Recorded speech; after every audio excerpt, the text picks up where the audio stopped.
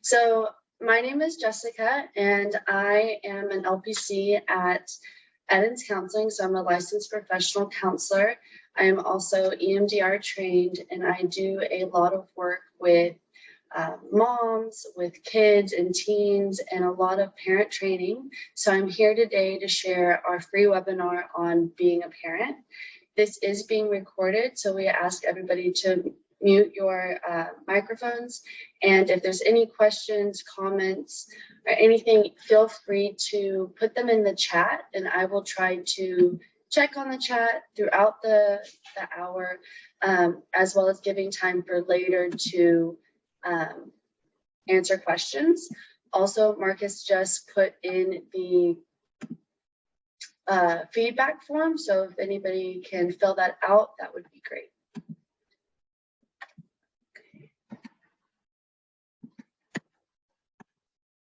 Okay, so most importantly, I want to say thank you for taking your time out of your day to spend an hour with me and the other parents talking about what it is to be a parent, to talk about some of the highs as well as the lows of this wonderful and unique experience. Being here does show that you care. You know, I feel like a lot of parents stress about what they're putting in, if they're a good parent, if they've, done this situation well, but reaching out to find resources on being a good parent, on taking care of your child, learning new skills, that is amazing. And that shows that you are thinking about your child, you're thinking about the interactions you're having with your child, and that you are a good parent. Now, I know number 3 says, who wants to know all the answers about parenthood? We don't have them, right? Every parent is going to be different. Every child is going to be different. And, there are certain things that we can teach about parenting that help encourage positive experiences and good developmental skills from the child and attachment from the child and the parent.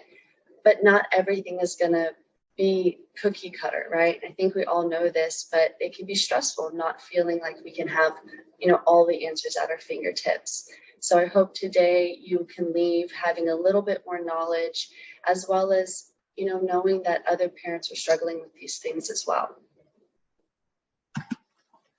So today's focus is, first, I want us to do a grounding exercise.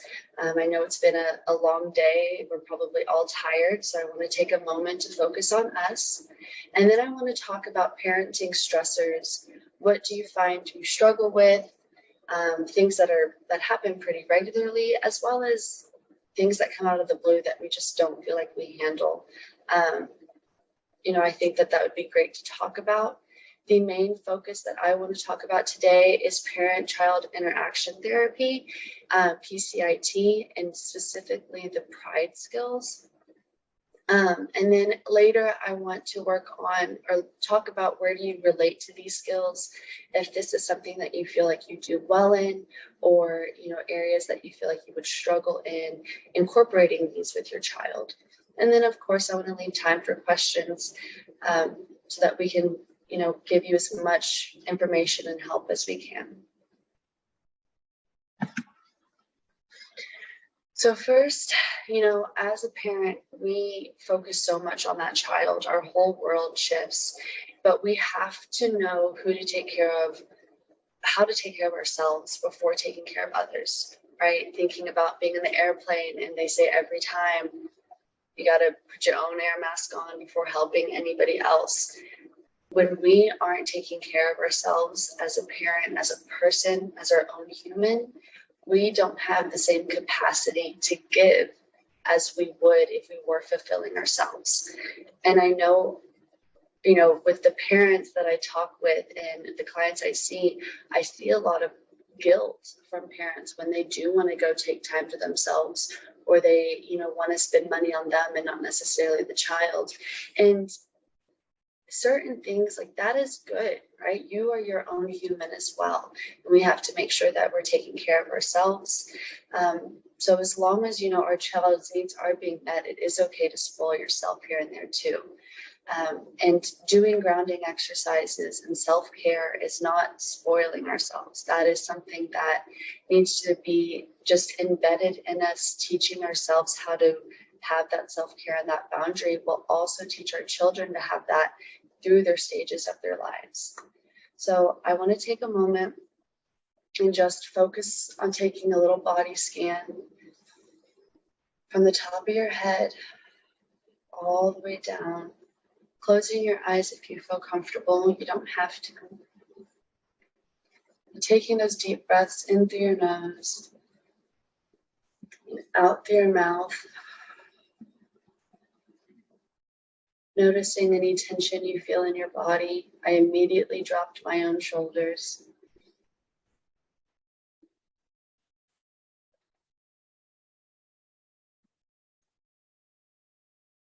Just noticing your jaw, noticing how your neck feels, how your shoulders feel.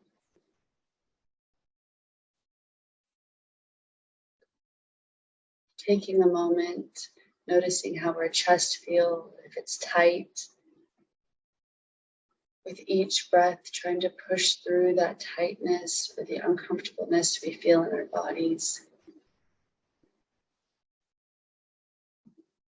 Noticing our stomachs, if we're hungry, waiting on dinner for after this, or if we're stuffed from dinner, just paying attention to how our body feels right now. Focusing on our legs and our knees. Focusing on our shins and our calves and our ankles, if we need to flex them or twist them.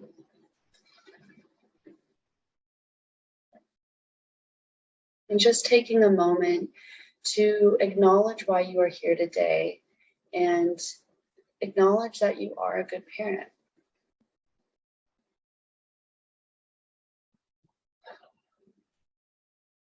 Good.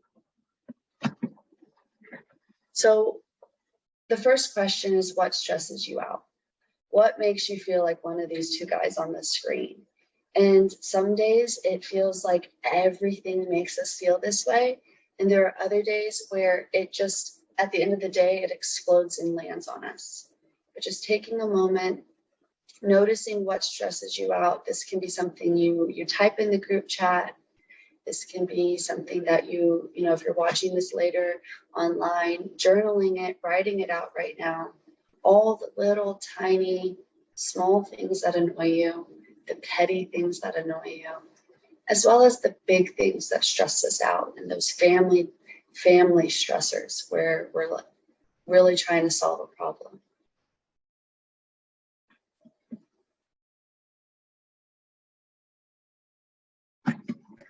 So common stressors for the child and parents that I really thought were, you know, kind of across the board that people have experienced is change in routine, right? Children thrive off of routine.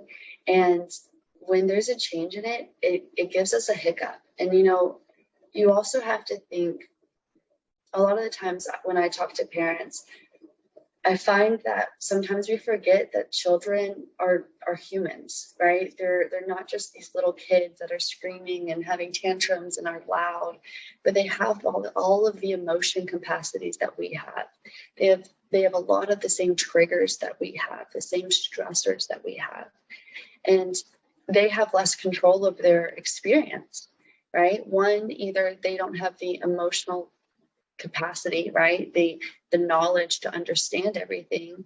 But two, as a child, you're not scheduling school or play dates, or, you know, you don't have bills, you don't have all these other things that you're having to incorporate, but life is happening to them, right? And so as an adult, as myself, if my routine gets out of whack and I'm not aware of why or how, or I had no time to prepare, I'm of course going to be frazzled. I'm going to, you know, probably have my own little tantrum. And then there are routines that we do know is going to change, right? And so when the routines that we do know is going to change, I find it to be helpful to express that to our children, to have that talk the night before of, hey, this isn't going to happen tomorrow, or I know we haven't gone here before, but we're going to go to this new store. We're going to go see grandma and grandpa, you know, whatever it is that's new out of the routine, starting swim lessons. It's really helpful to start communicating that to the child a day before, 2 days before, 3, whatever feels comfortable, so that they feel like they have some control in that routine. Another big is when there's a change in a family dynamic, right? We have family members move in with us. We have family members move out. We have divorce, separation. We have new partners, new girlfriends, new boyfriends. And, you know, in some families, we have siblings that are going off to college and siblings that are still very young. And so changes in that dynamic and the people in that core house, that's going to make a big disruption, right? And we're stressed and we're moving through it, but we have to slow things down and notice that there is now a change, right? And acknowledge, like, it's going to take a second for us to get used to this new system. Same with changes in finances. I know that that can be very stressful for parents, and we're in a, you know, a state of unknown right now, and things are getting really tight with money, and it can be hard to look at all the positive things and to, you know, go and do all the fun summer activities when we are worried about money. And with that, it's really important to find those free loving activities, right? And those low cost activities. But that can cause stress. That obviously can cause stress for the adults. And when our adults are stressed, our kids can become stressed, and it just trickles. And you know, I find it kind of surprising how many of my teen and young children clients will talk about finances with me. They'll acknowledge that counseling is expensive, or they'll acknowledge that, oh, we're not going on vacation this summer because of X, Y, and Z. So it is kind of surprising how much they are paying attention to even those types of things. Other common stressors are new experiences where we feel ill-equipped. Right? As adults, we don't like that feeling. We get anxious, we get overwhelmed. Children feel that same way. They're just not able to express that the same. Holidays with extended family, right? That can be stressful. School work stressors, which affect how we interact with loved ones. So this one is really big. And I feel like there's 2 parts. So the first part is, I'm going to talk about being an adult and being the parent. Right. If we're out of the home working and we've had a horrible day, and, you know, this boss said something or this meeting went bad, when we come home, we want to really pay attention and focus on not projecting that day on our household and on our child. And that's really hard to do, especially nowadays where we're halfway online all the time, or we're working from home, and that home life to work life doesn't have that big separation anymore. It can be hard not to carry on those stressors onto your child, right? And we don't want to be still upset and worried about that and angry when we're feeding our kid and being mad at them because now they're not eating all of the food and they've had a tantrum now. And now we're both just, our nervous system is both just out of whack. So acknowledging that and noticing that in our bodies is really important. And that goes back to that self-care and that grounding exercise that I talked about in the beginning. We have to be able to take care of ourselves as parents and as adults before we take care of our child.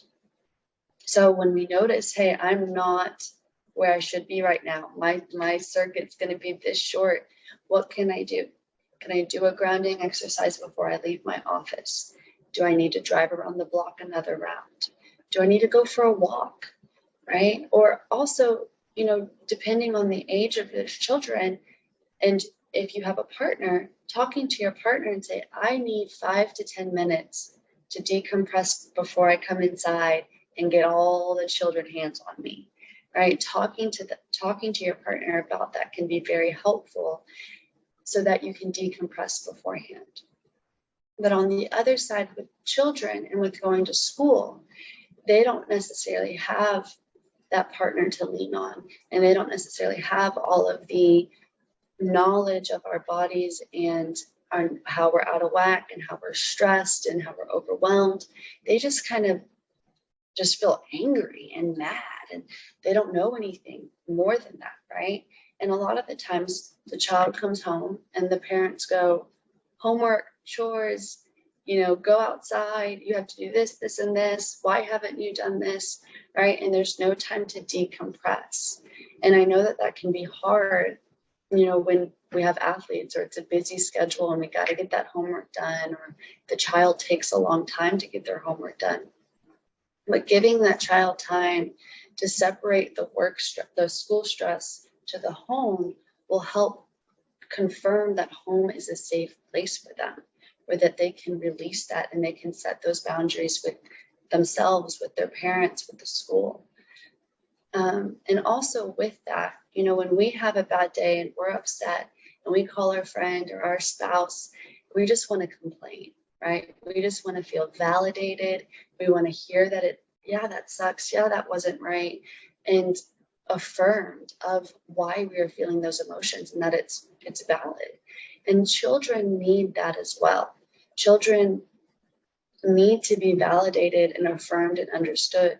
So with that, with their older children and they're complaining about school, taking a moment to reflect, to just affirm and validate their experience can be so empowering for them, because they're sharing this information that they might not be sharing with friends, or if they're young, they're just talking about, nap time was hard. Yeah, we talk about nap time. That can be hard. How can we make that easier for you, right? And we're talking about it affirming way and not immediately going into that fix or immediately going into dismissal. And let's focus on what our chores are today at home. The last common stressor that I wanted to talk about is when our children start to assert independence. So this can look differently depending on the age of the children, right? So when toddlers and young children are trying to assert dominance or assert independence, that can be very frustrating for the parent because they don't have the skills to do it right? So they want to pour their own milk, but it spills every time. They want to brush their teeth, but they're not doing it well. They want to get dressed, but it's a mess, right? But that's how they're showing their independence. Or even, I want to draw this. I want to do this myself. Things don't necessarily run as smoothly. So a lot of the times parents get frazzled, they get upset, they get heated. We're in fixer mode, and it's like, let me just do it because I can do it right? And we kind of get elevated like that, and that's so normal, and that's okay. But we need to acknowledge that, right? And say, okay, you're really trying to do this on your own. Maybe I need to give both of us 5 more minutes for this activity, or 2 more minutes for this activity, so that there is that availability for that. Okay, need to do this 1 or 2 more times, and we're not in that time crunch.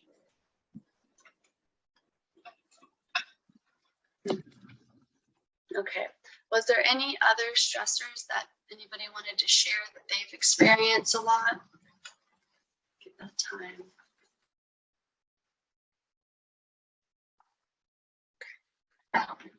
So the main thing that I wanted to talk about today is parent-child interaction therapy, or PCIT.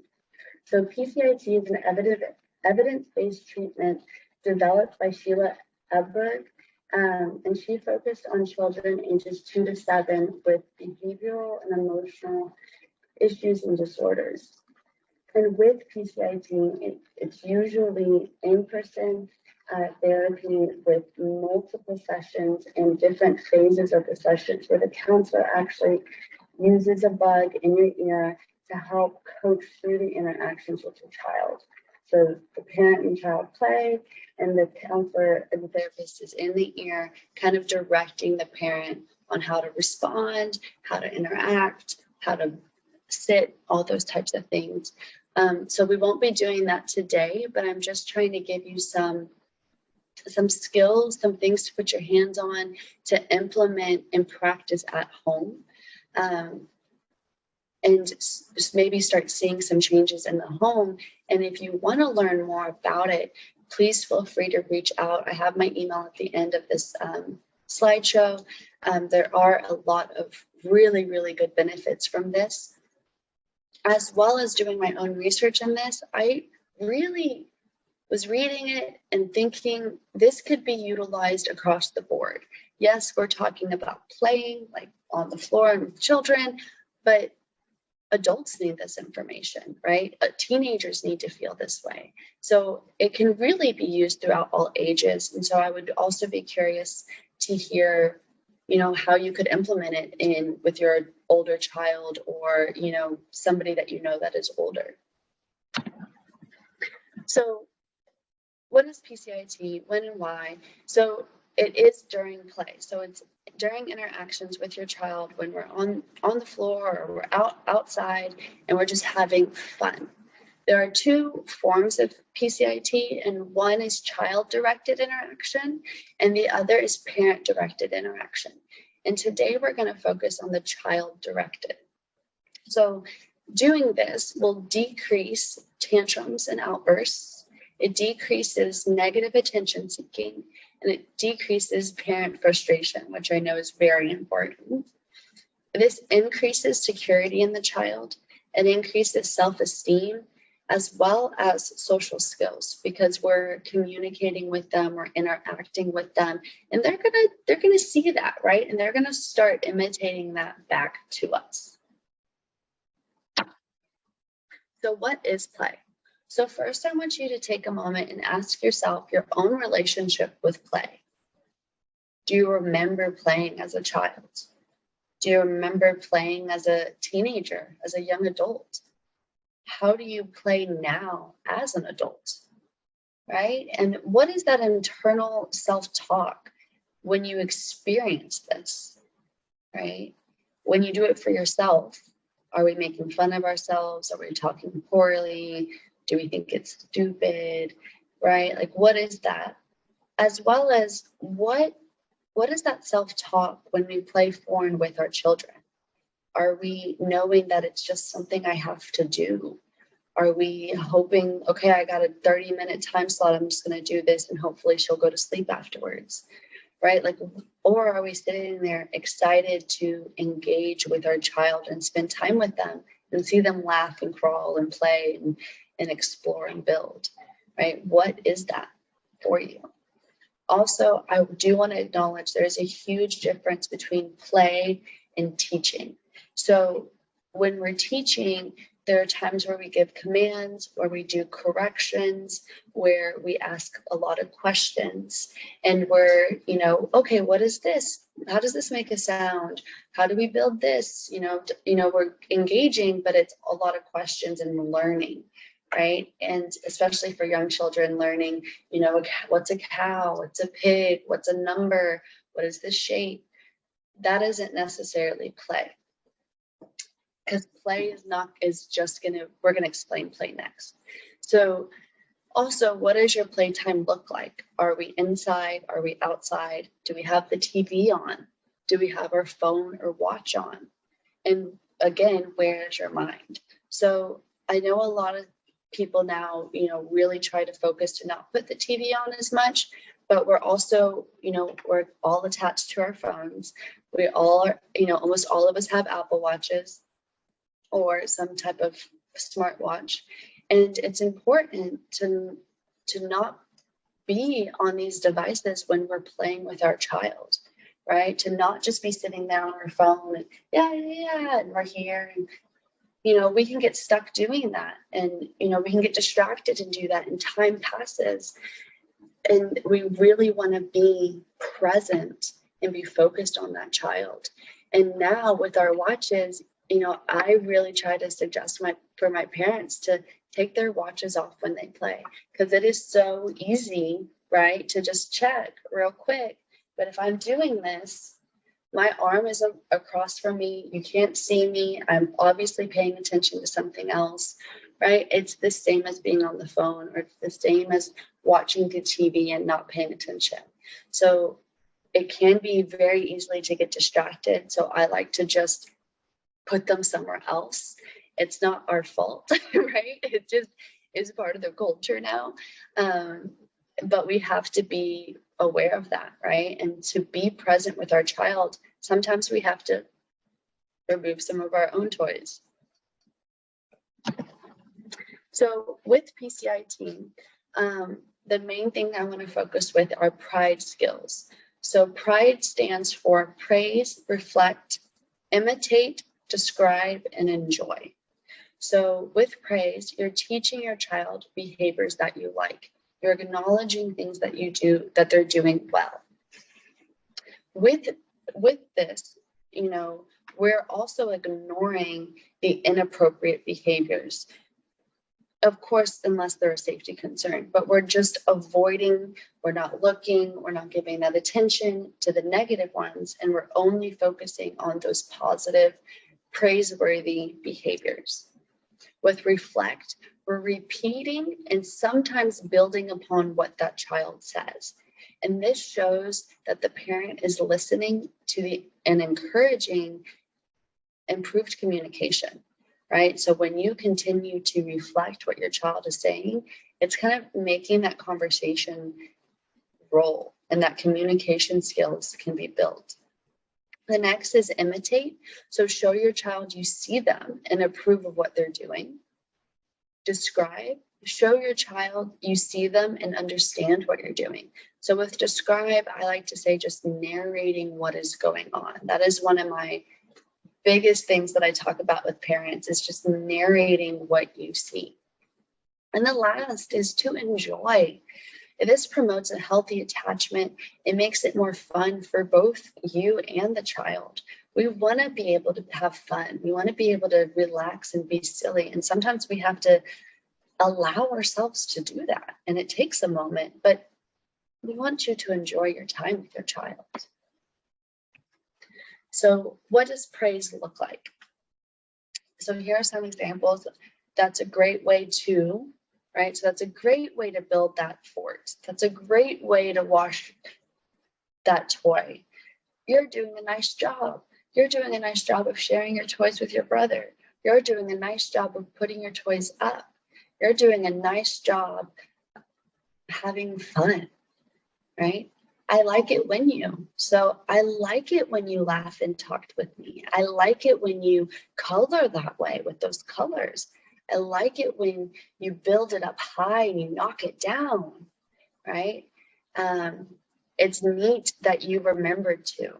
So those are those kind of things that we've talked to our child before about, you know, remembering to share, remembering to put up your toys, remembering to clean up something, or to not use something.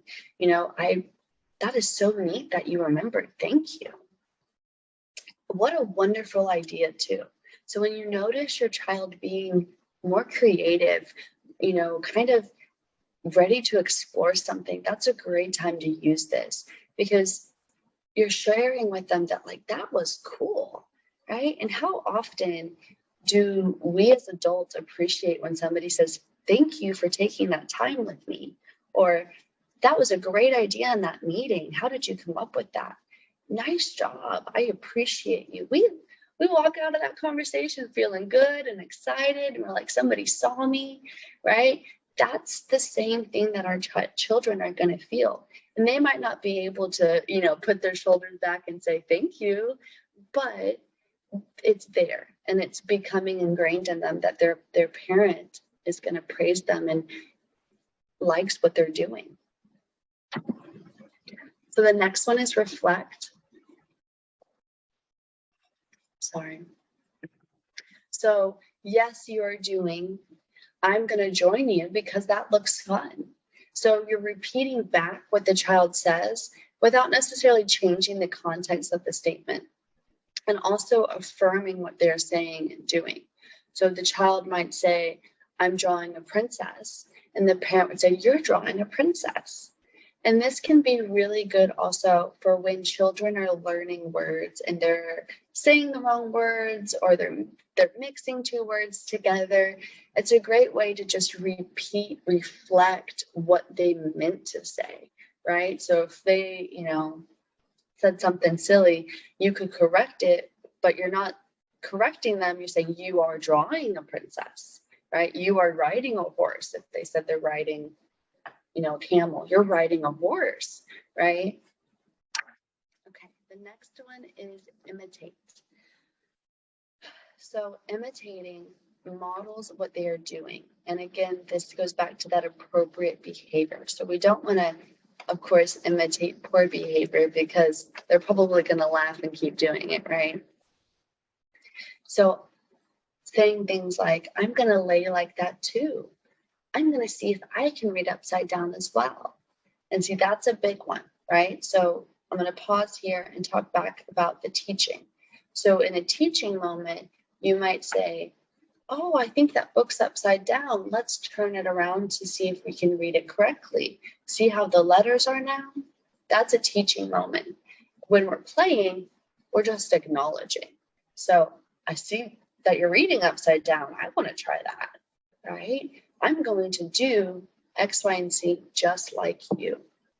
And again, bringing that back to adulthood, when you do something and you start seeing other people do it, and other people, oh, I like how you did that Excel form, or I like how you did this in the presentation. And you start seeing people implement those skills that you have, it feels good, right? So that's the same thing that child feels, the same with the praise, right? We're able to go, oh, you do like that I'm doing this. I'm going to keep doing this. Let's do this together, right? And it's bringing more joy into the experience because you're doing it with them, right? You're, coloring outside the lines. I want to color outside the lines too. So then we have describe. So again, this is mainly narrating what you see. You're building a tower. You're trying to see how high you can jump. When they're upset, you can acknowledge your fists are getting really tight. I see that your face is getting red and scrunchy. I see that you're wanting to punch something. You're getting mad, right? You're describing and narrating what is happening. And that shows that child that you are able to see what's going on in their bodies. They're not able to really connect that anger with their fists, but you're connecting that and you're like, oh, I am angry. I am mad. Yeah, right? And that's the same thing with doing it in the positive way. You're building a tower. Look at everything that you're doing. You're trying to walk further. You're trying to somersault. Wow, right? And they're like, oh, you see me. You see what I'm doing. You like what I'm doing. Let's keep doing it. And all of these things are adding to it. So enjoy. Again, it makes life better, right? It just does. And it shows your child that y'all can have fun together. And it's creating a positive relationship that helps the child focus on the positive, right? A lot of the times we know it is so much easier to remember those bad days. It's so much easier to remember that day that the car seat couldn't click in and soda fell and the dog was barking and ran away and it's just like, right? And we don't necessarily remember that seamless day where all the kids jumped in and it was great and everything was perfect and you hit all the green lights. We might think about it maybe in the moment, but most of the time the good just kind of goes and we stick with the bad. And that, is kind of boring, right? We're not focused on that positive. And so with this, you're teaching a child to focus on the positive, to realize that also playing with mom, playing with dad, playing with parents is positive. That's where I feel good when I play. I feel good when I play with my parents. Like that's what you're hoping for, right? And I know sometimes it's annoying when the kids just want to keep playing with you and mom, come do chores and dad, come do this and come do that. And you're like, I don't want to build another Lego set. But at the same time, that's showing that your child wants to spend time with you. Your child is enjoying their time with you and they're finding fun. So that is everything I have. I wanted to leave time for questions or any type of comments or the ways that you related to the things that I shared, related to the skills that I shared. I also gave you my email if you wanted to reach out for a consultation to talk about, you know, if you want to do a parent group or if you want to do this type of therapy, PCIT, you know, or working with children, working with you as a parent. So are there any questions or comments?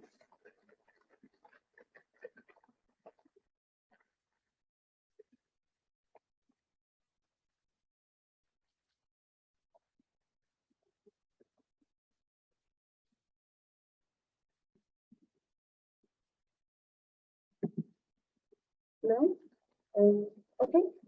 So just remember that there is the feedback page, feedback form. I just got put in the group chat again. If y'all could fill that out, that would be great. And thank you so much for spending the time and enjoy the afternoon.